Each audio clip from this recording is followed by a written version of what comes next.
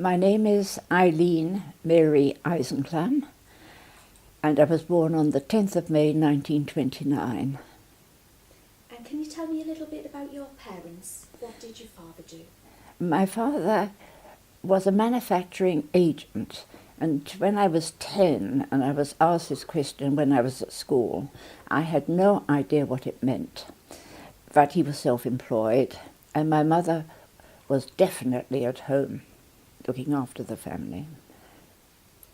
Did you have any brothers and sisters? I had one sister who was older, 2.5 years older, called Audrey. And what was it like growing up where you did? It was a normal growing up, I would say. We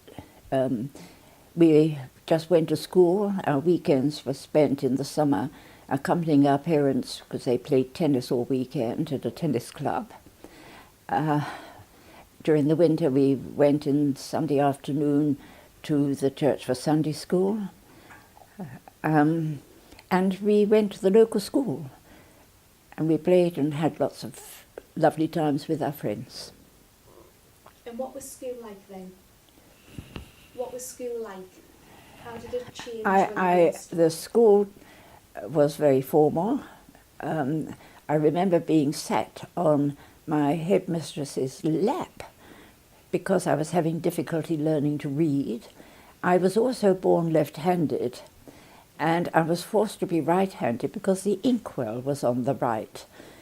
And it meant that if I was left-handed, I had blots all over my paper. As a result, I can't really write well at all. I was writing much better before they interfered. Can you remember the build-up and the outbreak of war? What was the feeling around it? I don't really remember any part of that. I think the whole thing simply happened in one day when we were taken away from our parents and evacuated. Was anyone in your family in the Home Guard, or did they join up to the forces? My father was called up and he was away most of the war. He used to come home on leave carrying his gun, and I used to wonder whether it was loaded or unloaded. It frightened me a bit. And did you ever find out where he served? He served in England because at the end he was a driver and a mechanic, and they discovered that he couldn't see in the dark, and they felt that he would be more of a liability than otherwise. I think he quite enjoyed being away from home and being with a crowd of other men, and they were all killed except himself because they were sent off to fight in Italy. And my father lost all interest in the war when he realized that young men could be so destroyed. I think it was a real shock. Did you ever worry about what might happen? I often thought, because I was in the bombing part some of the time, and I wondered whether I would ever survive it. I can tell you more later on, yes. What was the community like during that time? Well, I was in various things happened to me during the 5 years of war. And the community, well, it meant that you didn't go to school a lot of the time. I can't really know how to answer that because the communities were different. I would say that when the bombs came down when I was there, you had a sense of community. For instance, we had a steel table in the kitchen where if friends stayed, we all slept in it. So it was either we slept one way or the other way, sometimes with our feet outside if there were too many. If there were fewer, you could sleep full length. What was the day-to-day living conditions like? Did you notice much change in life in general? Well, the food was awful.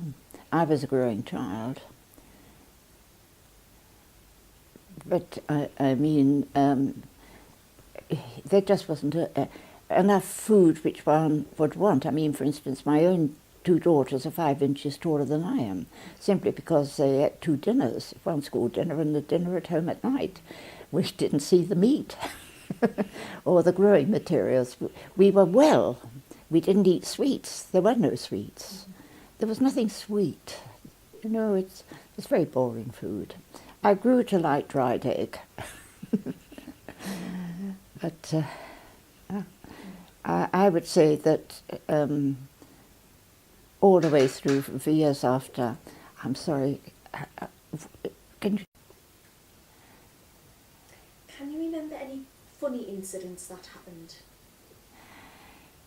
Oh, plenty. Shall I tell you the story from the beginning? I think it makes it much easier for me. So, well, let me say that one day I really had no idea that a war was coming, but my mother simply put us in our Macs, and we had a gas mask, and we had a carrier bag, and a label, which, as you know, and we were taken to the school where we went, where there was a stream of double-decker buses, put on the bus, say goodbye to our parents. My sister cried all the way because she didn't want to leave my mother. And we finished up in a place called Morden, which is on the coast, east coast.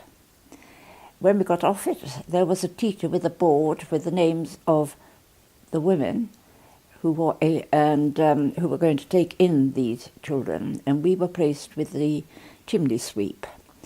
I remember those weeks I was with them because he always ate off newspaper because he was covered in soot, and we had a tablecloth. I was returned as eating too much, and he couldn't afford to feed me. So we had 2 more placements, neither of which were satisfactory. My mother took us home. My father went into the army, and we continued with the bombs really coming down and getting very dangerous, because I lived in London. I'm a Londoner. And my father said that we had to go away again. So we went down to a place called Oxted in Surrey. And you would think it was pretty rural, and it isn't now. And there we lived with relatives whom we called uncle and aunt. You would have thought it would be perfectly peaceful. The one thing was that we were very close to Biggin Hill. Now, for those people who do not know what Biggin Hill was, it was the place where the airfield where the Spitfires and Hurricanes were there. So we had dogfights instead. And I remember walking to school, and there were 2 German and British pilots fighting it out above my head with the machine guns going pop, pop, pop, pop, pop, pop. And I was standing there thinking, I wonder where those bullets go to. And I hid under a bush. What it would have done, I don't know. Another time we rushed to the shelter, and a plane had gone out of control, and it took so long for it to come down with the screech I can still hear, with a big bang. And we all clapped, and the teacher stopped us and said it could have been one of ours. We were quite terrified. Another time, a German pilot landed on top of the roof just a few doors away from us, and that caused great interest in the neighbourhood. While there, I went properly to school, so it had been a long gap before I'd been at school. And I was coming up to the 11 plus, which I totally failed. I still remember it. Although I was supposed to pass, I didn't. And at that school I remained. There was at one stage no more teachers, and they used me as a teacher. I was 13. And I had a great time teaching these 5-year-olds. And by the time I was coming up to, I suppose, a bit more, the headmaster called my mother and said, you've got to get this child out of the school. You can't let her leave now. She's got to go to a school and take her proper exams. So my mother took me home. I was rather glad because my aunt's house was freezing cold in the winter. It's very cold down there, much colder than in London. She had 2 little coals because it was rationed. And I was covered in chilblains, and I can still feel the itchiness of them at night in the hands and in the feet. I have to say I loved the countryside there, and I walked a great deal because my aunt had a small child and she really couldn't look after me as well what I was up to. And I discovered wild flowers, walking in the woods. I never worried. It never occurred. You couldn't do that with a child today. It would be unsafe. But I was a great wanderer. When I came back to London, the bombs had not stopped, so we came back into a home which had had a bomb at both ends of the road, and the house had shifted. This meant that the doors didn't properly close, and neither did the toilet door close, which meant that if somebody came up the stairs, you sang loudly to warn people. We had windows out, ceilings partly down, and we had by that time a steel table fitted, which we would go under when it got dangerous. There was a railway behind us directly, and of course they used to run up and down the railway line, as I remember it, and of course up in the air you would have the balloons flying to prevent them, planes flying too low. I just went to school there. I was placed, the school was still running, and I was able to get my proper exams. They didn't have a sixth form. It was a private school, and they taught us to be housewives, be at home. There was no question of a career. But I suppose I was then 15 coming up, and of course war stopped, and my father came home. And what I don't think one realises, that when the family joins together at the end of the war, there are these years apart, and it was a very difficult time. My father had been going to the pub in the evenings, and he didn't have responsibilities, and my mother was horrified. My mother had been called up to do war work, and it was the first time she was allowed to work, and of course she loved it, and she was very good at it. As soon as my father came home, he forced her to give up the job, because that was the way he was. And I found he treated me as a 10-year-old, because he'd missed out 5 years. So I left home at 17, and started on a pre-nursing course, and then on to a proper nursing course. I have to remember, I've missed out the fact that when the big bombs stopped, we, of course, had the doodle bombs. And there you could see them in the sky, and I can still see them. They flew low, and they were black, snub-nosed, with a great big red flames coming out of the back of them. When they stopped, you ran for it, because you never know where they come down. Well, they didn't actually upset us, and I remember I had an aunt round the corner. She wasn't a real aunt, a good friend, and she was supposed to be a warden.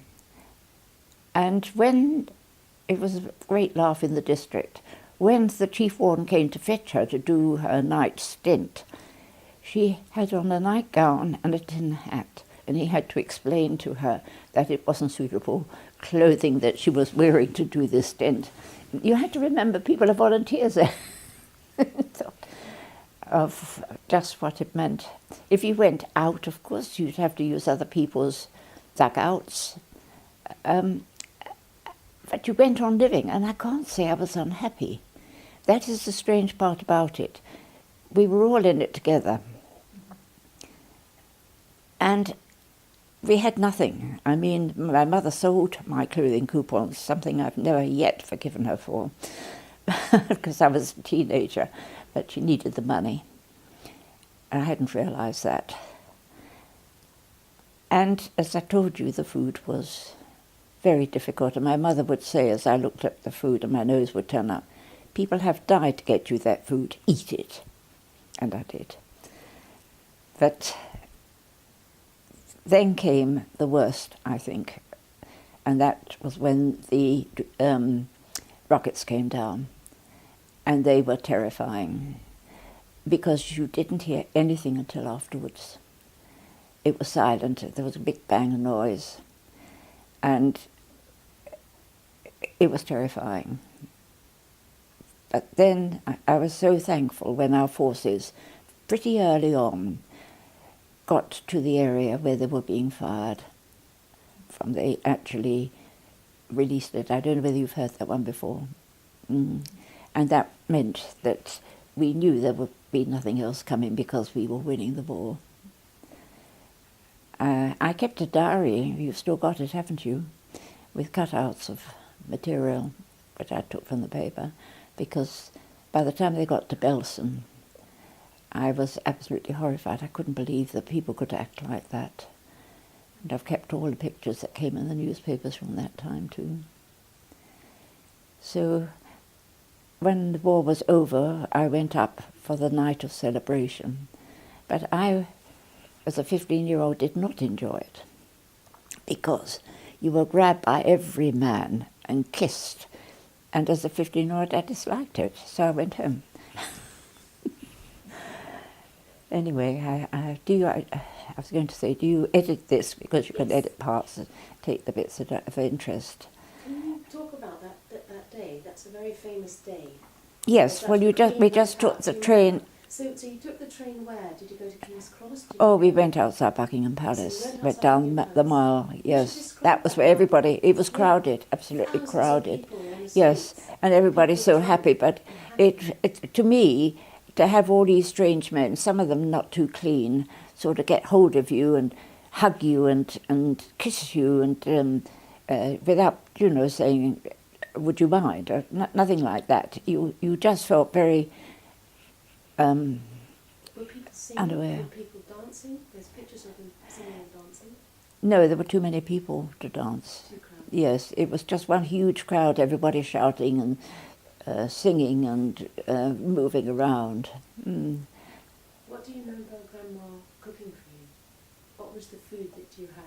A lot of potatoes, or can you remember the Of food? the food I'd had, well, there was very little meat. You had one egg in 6 weeks. You had bread and you had potatoes, and because all gardens were, well, not all, but most people grew salads and vegetables in the garden. So during the summer we would have salads, and in the winter there would be carrots and other food that was grown and what you could buy. My mother used to make big eyes at the grocer, and occasionally, during somebody's birthday, he would give a tin of fruit. But we didn't know bananas, didn't know oranges, didn't know any of these foods. We ate what was in season, but I have to say we were healthy. Sugar was very limited. I can't remember what happened with the milk, but I think we had a third of a pint of milk, or perhaps that was earlier. But it was just so difficult. Every day on the radio they would give out a recipe for that day. You could buy tripe, which I thought was disgusting. And there was, of course, you could always eat, when I was at school, at the British restaurant. The British restaurant was a place where they cooked pigeon. And I remember sitting opposite a man who sucked every bone of that poor little pigeon, having got that little bit of meat off it. And it put me off pigeons. There's very little that you could get. There was a black market, but we didn't seem to be very successful in finding any. During that part of the war, when it was really, really bad, I won a food parcel from America. And one of my mother's friends came round with a couple, and there was a tin of ham, and this man knelt down in front of the tin of ham and said, "Allah." I didn't open the tin of ham, I might say, in order that he should. But it was what we didn't know, and the whole family stood round as we unpacked these wonderful foods. So that had come safely through. But that was about it. There was really no let-up about food. And you had to be grateful for what you got. Did you talk to other... And this went on for years, because when I got married in 1952, there was a ceremony when his mother handed me his ration book. 1954, I think it finished. So we had about 15 years of rationing. Then we were rationed because we had no money. Did you talk to other children in the school about what their parents were doing and what they were doing? Or did you No, I don't know.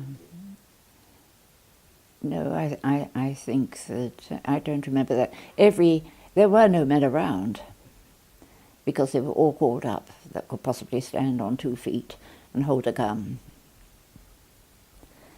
As a child, how did you cope with the fear? I lived with my fear. I was the first in the, under the table, I have to say. I ran down the stairs, didn't even take it easy. I did think that there was a good possibility that I wouldn't survive the war. Other people didn't, and I could easily be one of them. Yes. And was there much damage around where you lived? You talked about Oh, bombs yes, coming down. yes, yes. What was it like, sort of coming out? Well, you after couldn't the always bombs see it and- because the house was, if a house had been destroyed, they'd been destroyed. But a lot of the houses, like for instance, the windows had come in and the ceilings had come down, you didn't see that. But that was how our house was. And it wasn't long before you had the Irish labourers who'd come over from Ireland who would bring in a couple of pails of distemper for the walls. And they would mend the ceilings and the glass would be put back. And they would come in and they had the incredible colours of this distemper. And they would say to you, the big burly men, "Do you want green and pink? We'll put green underneath and we'll spray the pink over the top." And that's what we lived with. I know you said your father came home. Yes. Did you lose any friends or any other family? No, we did in the First World War, but not the Second. No, but we didn't have that many relatives because my mother had managed to get, she wasn't keen on them. She was one of 7 children and she found that it was all too much. So it was very limited. She had a sister which he used to visit, and he had been terribly gassed in the First World War and she'd had to work in order to keep the home going. But we didn't actually lose anybody. We also lost, didn't we, other relatives in the First World War, not the Second. Can you tell me a little bit about your time in nursing? Well, the nursing came afterwards, and I trained at the Middlesex Hospital, which now has been taken over, I think, or closed, as a 1,000-bedded hospital.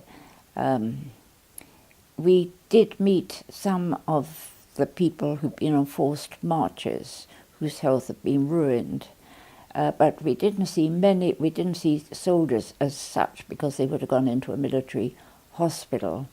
The hours were 52 hours a week when I joined, and we did 10 nights straight off, 12 hours. We could go and eat the meal at midnight, and that was it. We had an hour off.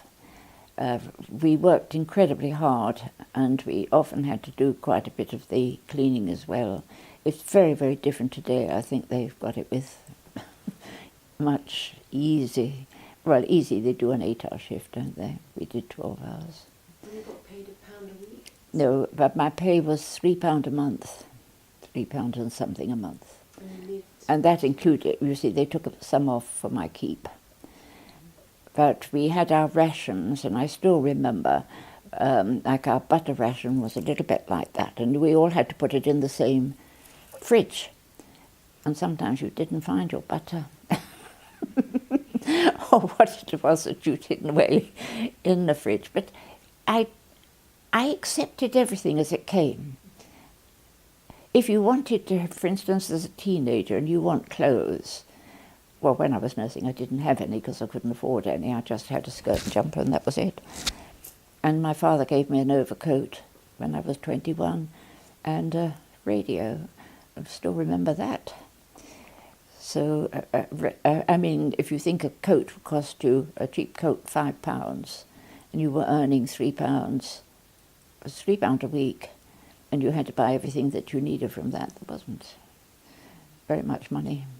But again, everybody was in the same boat that were there. We were given free theatre tickets. So if you had a night off, you'd go down, and I saw everything, and in the best seats. And that gave me a great love of the theatre. And how did you find the entertainment was different after the war? The The entertainment.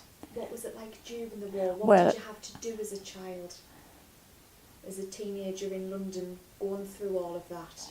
What was the light relief, the entertainment that you had? I don't remember there was very much.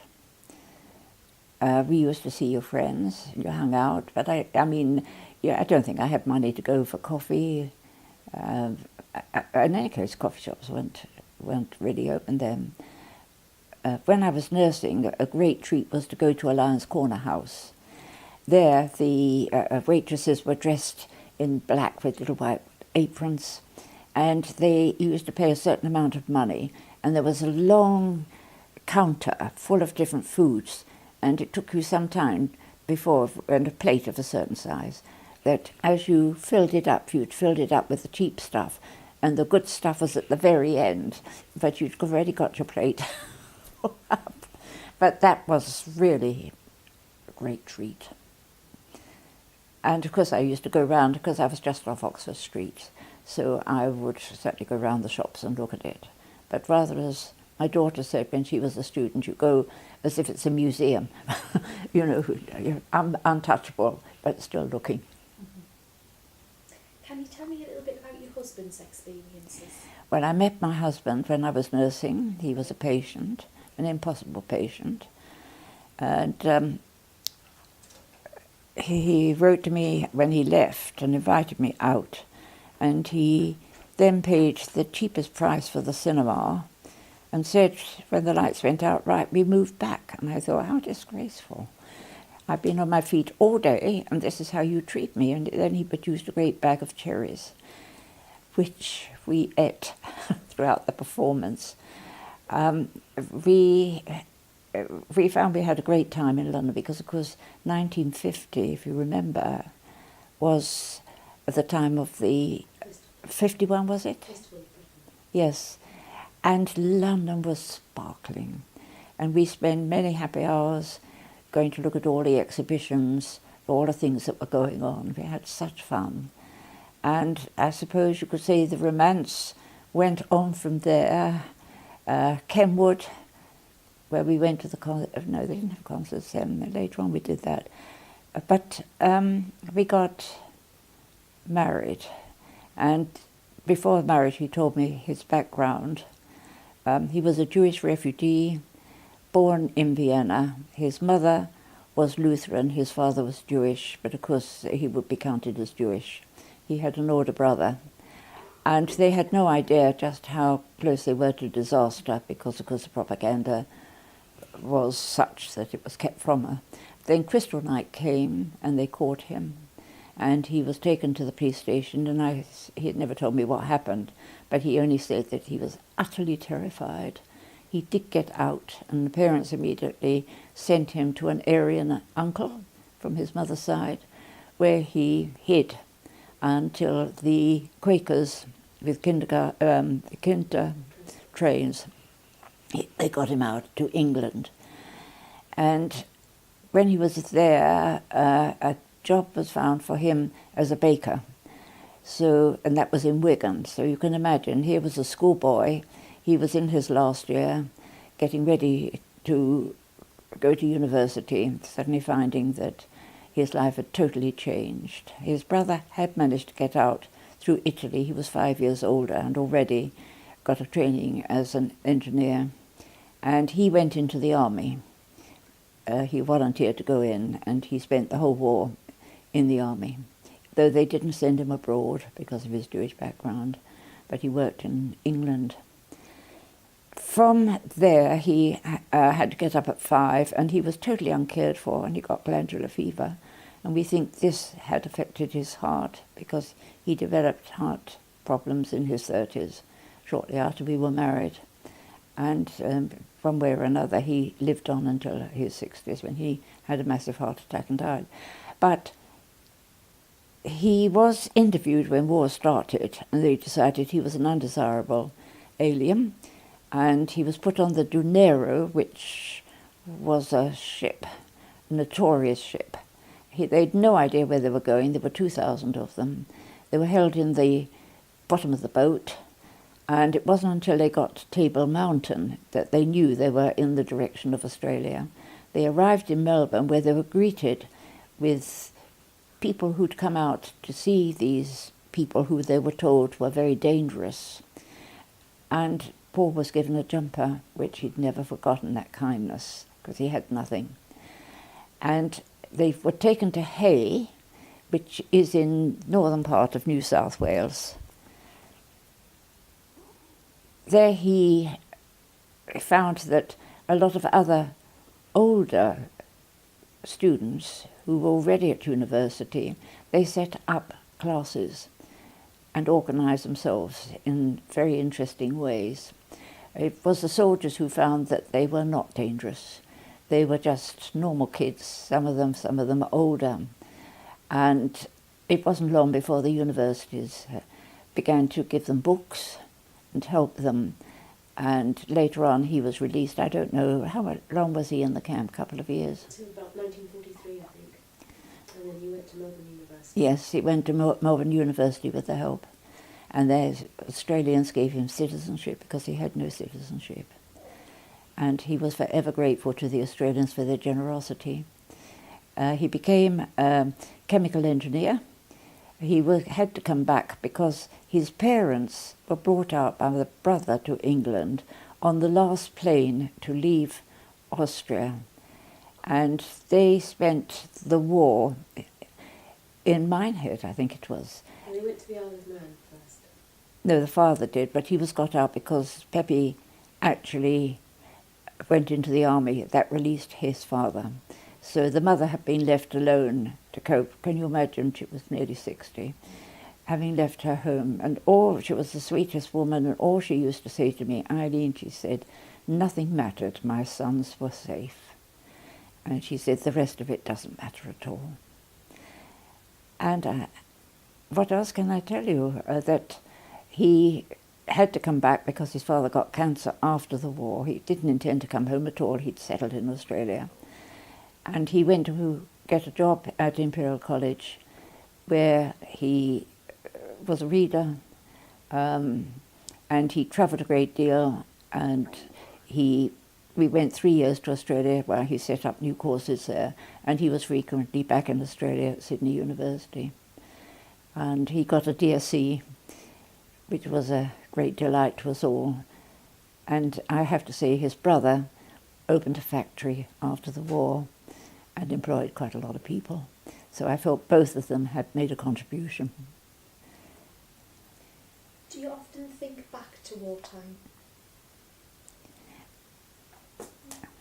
I suppose it's brought it back a lot with the war in Syria, because we really had news every day of how many ships were sunk. The news was dreadful. And I used to get incredibly upset with the news as I heard it, how many men are being killed, how many sailors have been lost. And I knew it. So when I hear from Syria and from other countries, I know what's happening. It's all happening again, and that brings it back. And I hate it. And you became a Quaker? Yes, I did. After the war, I had been Church of England, but I didn't feel the Church of England was expressing what I was feeling, and the Quakers were, because they have always tried to work for peace. I think their work, which they did during the Second World War, is well documented. And of course, they have been refusing to hold a gun for a long time. They're still working. They worked very hard in Northern Ireland. So that's where I am today. I've been a Quaker for well over 50 years.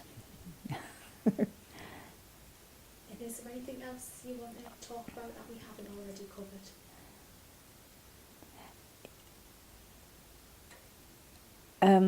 You loved Churchill. Oh, Churchill I loved. Do you know, while he was in charge, I felt safe. It sounds a funny thing to say, but he could look Hitler in the eye for all his evilness. He could actually understand and look at him. I couldn't. I was terrified of of Hitler and what he could do. I have a lovely story which I thought, though, sums up a refugee. A woman was standing at a bus stop and another man came along and he said, "How long have you been here?" Not knowing her at all. And she said, "Oh, I think I've been here 20 years. He said, "No, that's not what I mean. How long have you been standing at the bus stop?" And that is how it is. I have had, of course I've got, I think we've been together. It has actually affected you, hasn't it, Margaret, the fact that you had got a father who'd been a refugee? This is about you, Mum. Yes, but I mean it has affected the children because they've had a foot in both camps. When I first knew Paul, and I used to go and see some of the other people who gathered together, because the refugees did gather together as groups, and they set up, as you know, Belsize Park became a very, very favourite place. Rents were very cheap. You couldn't even afford to live there now. But they set up their cake shops, and there was Jause in the afternoon. And when the kids were small, mother-in-law used to go to Jause. There she put on her best suit she'd had made, and her jewellery, which was all there. I might say that when she escaped with her husband on that last plane, all they were allowed was a very small suitcase between them. They did not know that she had sewn her jewellery inside her corsets, because that couldn't be picked up. And we have some of the mementos today, which of course will stay within the family. You mentioned Hitler earlier, as a teenager being quite frightened. Was there a constant fear of invasion? It came and it went. If you were occupied, you didn't think. Other times, when things happened, you didn't know. It never occurred to me that the Germans could invade. I don't think I ever thought of them actually being on the soil of England, but their presence was very much felt by the bombing and by reading and to knowing what was going on. Yes. As I said, it was so strange to think you were evacuated in order to be safe and to have what was going on in the air. My uncle worked at Biggin Hill. He was an electrician, and he was allowed petrol to go to work, but he never ever took us out, never did anything. We walked everywhere. There were some buses. My school was 2 miles away, and I would sometimes walk 2 miles to school, 2 miles back for lunch, 2 miles back to school, and 2 miles home again. Could you imagine kids today doing an 8 mile walk to go to school? But you did it. I didn't. You're very confined. When I think today how people know, they get in their cars, they travel here, there and everywhere. For those years, you travelled nowhere. Because, you didn't have any money, and the buses were very infrequent. So I only knew just where I lived when I was evacuated in Oxford. Mum, did you see the build-up of vehicles before D-Day? Yes. Talk about Oh yes, where we lived, the build-up came. I used to cycle to school, and tank after tank after tank passed me on the cycle. And they came so close to me and they roared with laughter. And I just looked ahead and thought, I'd crack if I'm under the wheels of one of these tanks. But they seemed to be able to shoot along. And we knew what was happening. You couldn't, and I'm sure the Germans must have known, because you can't move that amount of people and vehicles and tanks without it being spotted. Mind you, they didn't have the means of actually going round, did they, photographing as they do today. Churchill was, because I lived in Woodford, Churchill was our MP, and he came at the end of the war and toured the streets, and I was, of course, on the curb, and he passed me from that way to that way, and in his hand was a cigar, and for a minute I thought, shall I snatch it? It was very easy, and I thought, don't be rude.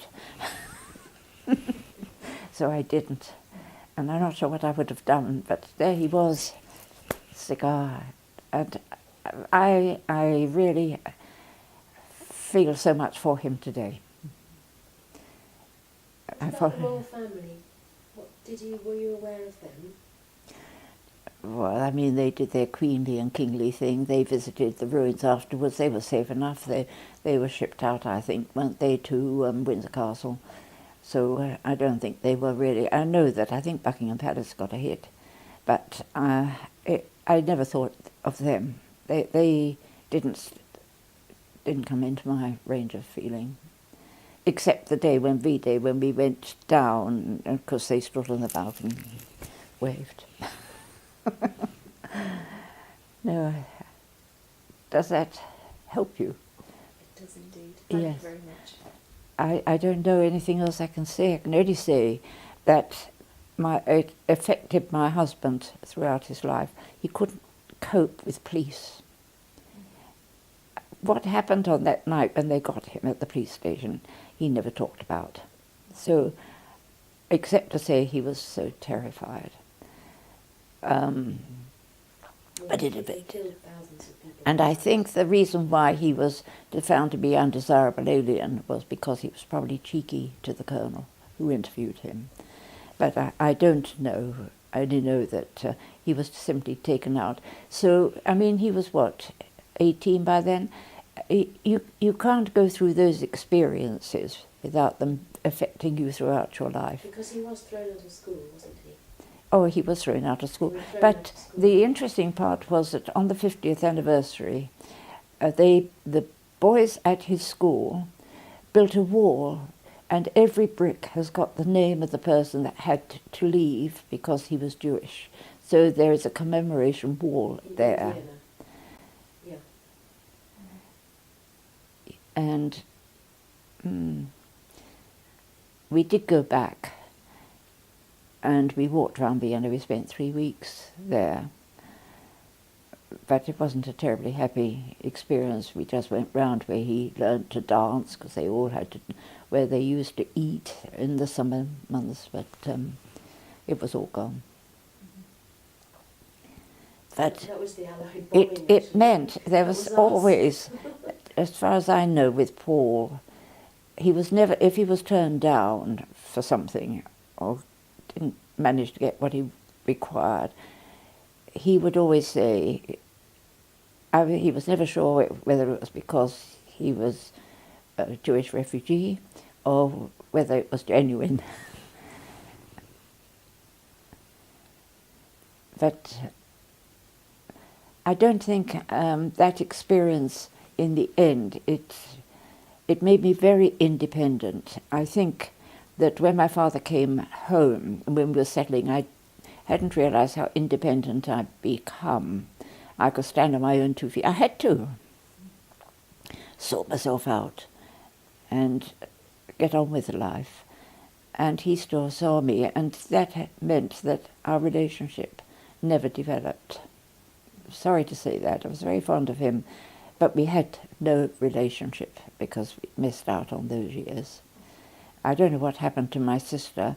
She had a breakdown when she was 17 because of the life, but she didn't cope. When I say she had the breakdown, it was because she had come back and she missed Oxted and the countryside and come back into London, and it was no good, but this was going to be her home. So I think she suffered a lot more than I did. I was more confident.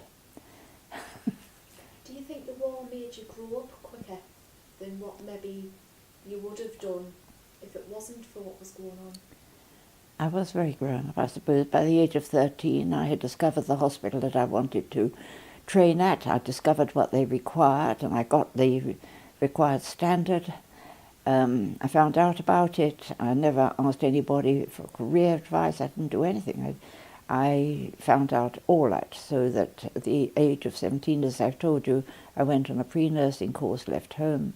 18, I went to the main hospital and was there 4 years. I did 5 years there.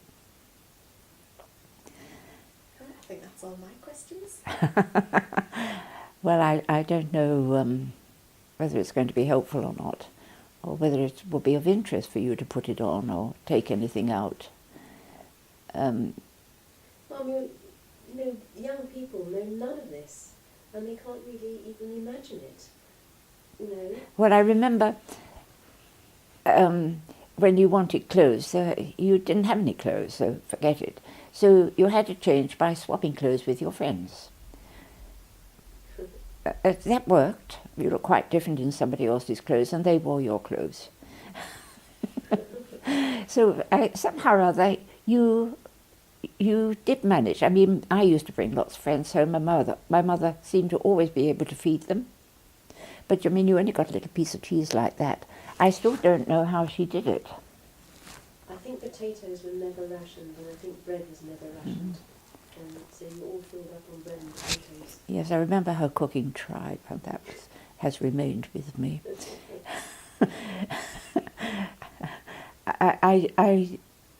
I mean, I suppose. suppose. The story about when you first were taken back by Dad. Oh gosh, yes, and they cooked something yes. special My for you. mother-in-law, of course, cooked Austrian recipes, and there came a moment when he decided to invite me home, and I hadn't realised what a great interest it was to the mother-in-law to be that she should meet me. And I went there, and she had cooked very specially. And on the table came this grey mixture. And she put it on my plate, and I said, "What is this?" She said, "It is lung." And I said, "I'm sorry I can't eat it because we give lung to the cat." And I thought, well, that's it. That's the end of the relationship. So she said, because she was a very wise woman, and she said, "What would you eat?" So I finished up with her egg. I realised afterwards this was a moment, but she introduced me to Jause and Viennese cakes, which we loved. And she used to cook bread. She said during the war she ate extremely well because she cooked brain, sweetbreads, liver, which was very cheap then, because we didn't very much eat liver, and other offal. And she lived on those. And she had one little room which was heated with a little oil stove on which she had one pot and cooked the meals. And they survived very well. Until, of course, Pepe, with his factory set up, was able to get her into a flat, furnish it, and look after his mum. So they all survived the war. And, well, they all had stories to tell of what happened to them.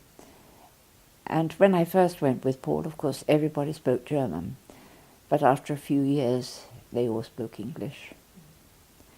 And their children, well, Janet, Vivian, and the rest. And I have to say that Margaret, of course, knows the story, your father, but the grandchildren, of which I've got 5, have no conception. None at all. In fact, I told one of them the story. They said, "Oh, yes." No. This happened. So... They're young. Yes, You but get older, you they get couldn't more relate to it. Yes. That was it. Yeah. Just could not relate to the fact that, well, if they had to... you hear the stories from people in Syria now. They just managed to survive, that was all. When you see them walking, coming over from that trip across the Mediterranean, and then walking with nothing but the child strapped to the back, well, it's the story all over again of the numbers that were walking. Mm. So, Does it make you fearful for what might happen? sorry, Does that make you fearful for what might happen? Knowing how it happened before? I'm just sorry that we're not born with a remembrance. That is the trouble. They have to learn it, and they don't necessarily understand until they're in the thick of it.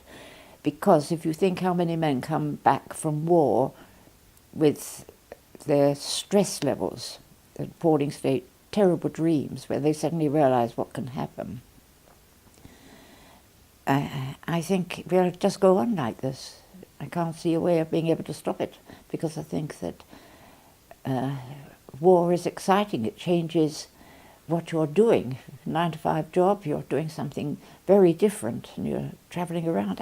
It's exciting. You never know until you're in the midst of it. You just have to go around the battlefields, don't you?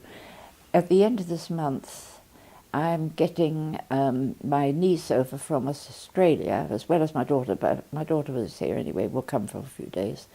And she said she'll come here for a couple of days because her husband is going over to the battlefields, to the areas, because he, yes, is it the First World War he's visiting? Yes, because he wants to go there to see the graves. I think the saddest place I've been when it's come to, I went to Gallipoli, and I had the experience of tears running down my face because of the atmosphere there. There is such an atmosphere at Gallipoli, and I don't cry easily, but I couldn't stop it. The whole time I was there, the tears just ran down, and you've got them being buried all over the place, 24, 23, and when you realised the stupidity of that landing, because on the heights were the Turks, and on the ground were the British soldiers getting off, or the Australian ones. And they were just mown down as they came ashore, just mown down. And you just have to walk there and you just get the whole thing. I tell you another place which has got incredible atmosphere, Coventry. Have you been there? No. Well, if you go to visit Coventry, go to the cathedral. The new cathedral is linked to the old one that was bombed to bits, and the cross they made with old wood was put where the altar had been. And when you go there, I was told it was haunted. It is haunted. Because as I stood there, I had taken I was doing a course, and I had some Indian people that I'd driven down with me. And when I turned round, he was crying, and he was Indian. He said, it's a terrible place. So there are areas which are still haunted. And that night must have been dreadful, because you could hear the voice. I could hear the voices of people calling there. It's not in the cathedral, not the new part. Mum's family are quite psychic over the generations. But I mean, the Indian chap was weeping too. You know, the tears were coming down. So there are areas still which carry the depths of distress, pain, and anger, I would say. I mean, I was brought up during the war. The only good German is a dead one. That was what everybody said. And how stupid it was. I mean, they were caught up, but they were just caught up in a war. They were propaganda. It worked for the Germans. And I always remember there was a wonderful story of a German who was outside Stalingrad in a dugout in the freezing cold, and it was Christmas, and it suddenly occurred to him, what am I doing in this foreign country, shooting at people I don't know? I'm down this hole, why aren't I home with the family and the children? And it suddenly, the whole of the propaganda fell off him. So there. Anyway, I hope something comes out of it. It might be of interest. As I say, for Paul, he was scarred by his experience. He was too young. But he survived, and he made up for it. He said afterwards, if I had remained in Austria, I would never have done as much as I have done in England. England gave me such opportunities. And I think a lot of people can say that about this country. It's given many, many people who've come here as refugees opportunities. I had one yesterday. Swati came from Kenya as a refugee. And her father started a factory after he came out. And they built up a tremendous factory employed, last time I heard, over 70 people.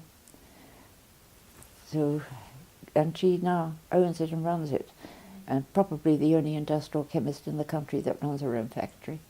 So you never know. And they are making this country, they're contributing, put it that way. They don't come and just sit on welfare, all of them, by any means. That's great. Thank you.